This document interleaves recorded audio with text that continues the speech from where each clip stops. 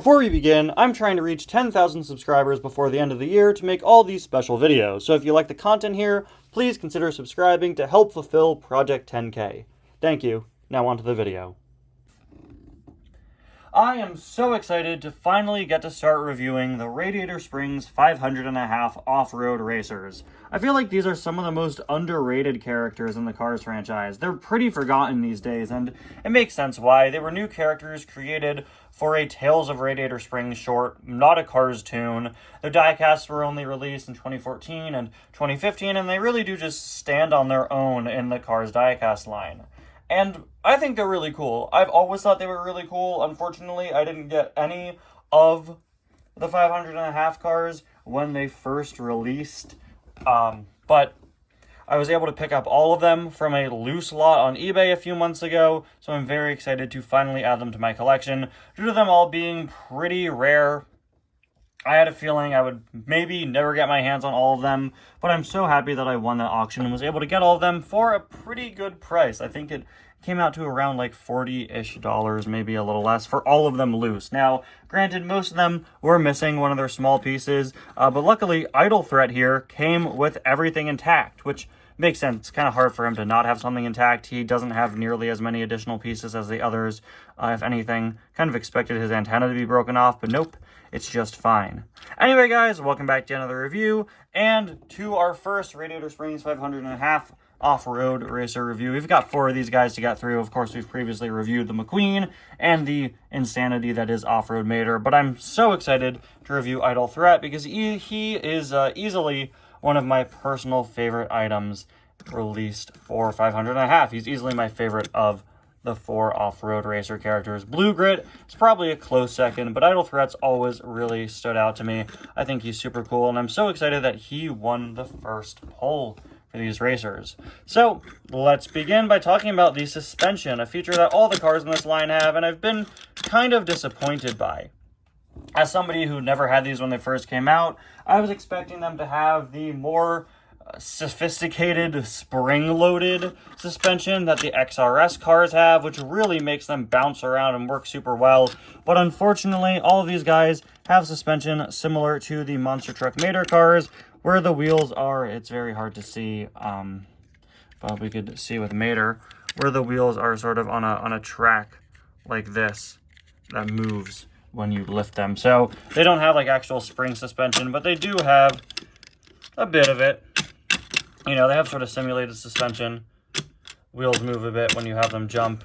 He can't really move to the side. I guess he can a little bit, but not really all that much. I guess Blue Grit can do it a bit better than him. But yeah, definitely prefer the spring suspension that they started doing later on. Really great expression here. Idle Threat is such a unique looking character. Easily one of the most unique Cars diecasts we've ever gotten, in my opinion. He's just such a strange design, but also one that's very true to real life and actual off-road vehicles. Got his mouth down there with this whole guard apparatus that winds all the way around him. I absolutely love this. It's just sort of like a metal frame, and on the front we have sort of the guard piece, but it really is just how he's fully constructed, which is really, really cool to see. We have these fake springs here, which are really nicely sculpted and nicely detailed. Really, really like that. On the side, we have the name Idle Threat, which is honestly such a sick name, Idle Threat. Even when this guy is just sitting around, he's still threatening. Look at that. Those are the cold, hard eyes of a car that's a very good off-road racer. Speaking of which, really love the eye expression there, although it is kind of strange to see just how different the color of his eyelids are than the rest of him. But I really don't mind. It does match with the other colors on him, and I believe it is accurate to the short. Got his roof lights up here, antenna, which unfortunately has been a bit bent, but it is a soft plastic piece, or soft rubber piece, whatever you want to say. Yeah, definitely your sort of typical soft plastic, so it doesn't snap off. Near the Idle Threat writing, we have a pretty cool detail. We have some piston cup sponsors on his side. Mood Springs, Little Turkey Pistons, and Revolting. This is something I knew about the character, but I didn't remember that before this review. Yeah, he has some piston cup sponsors on him. You can also see a few others back here with No Stall, Clutch-Aid, and Nitro-Aid, all covered up by the sort of cage that goes around him, which is so well sculpted. all throughout the item. I really love this. It just gives some more lore to the character. This isn't just some random off-road racer. This guy has sponsors. He has contingency sponsors. He probably races in some sort of league, and it's just really cool when we get world building on background characters like this. I really, really like that. And just looking at Blue Grit, it doesn't look like he has secondary sponsors on him. It just sort of adds to the story behind this character that, you know, doesn't have much going on. So it's nice to get a bit more. He doesn't have much going on in terms of like backstory. He has a lot going on with the design and everything. But yeah, really cool to see that. We also have this back here, 621. I can't see what it says above that. Maybe like CTA or something like that. Either 621 or 521. I would assume that is his racing number, and maybe the league he races in, or his sponsor, or something like that. I'd assume probably the league, right? Idle Threat written back here. You've got part of the base creeping up around the back. Really wish this were painted in, but it's a base, so it's not going to be. It just looks kind of awkward to have this unpainted plastic part showing up here. We have his spare tire here on the back, also perfectly well molded. On the other side, you can see it is a 621, and we get sort of an alternate look at the sponsors as different parts of the names are covered up by the wiring since their designs are flipped. So you could once again see NitroAid, Nostal, and Clutch-Aid.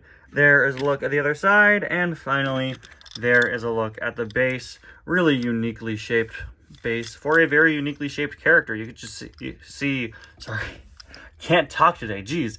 You can just see how it sort of curves in and out in different ways, and you can also get a good look at the sort of apparatus there for the suspension. This is a really, really great looking character.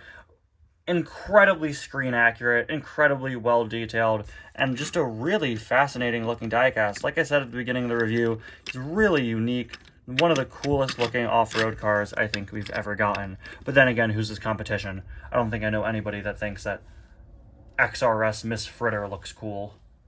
Well, I guess she is pretty cool. XRS RV. What off-road car do I throw under the bus to make this work? XRS Reb Meeker? No, he was canceled. I don't think people have a problem with the XRS Mud Racers. They're all pretty cool. Oh, I know. Definitely cooler than Off-Road Mater. Thank you all so much for watching. I'll see you guys next time. Bye now.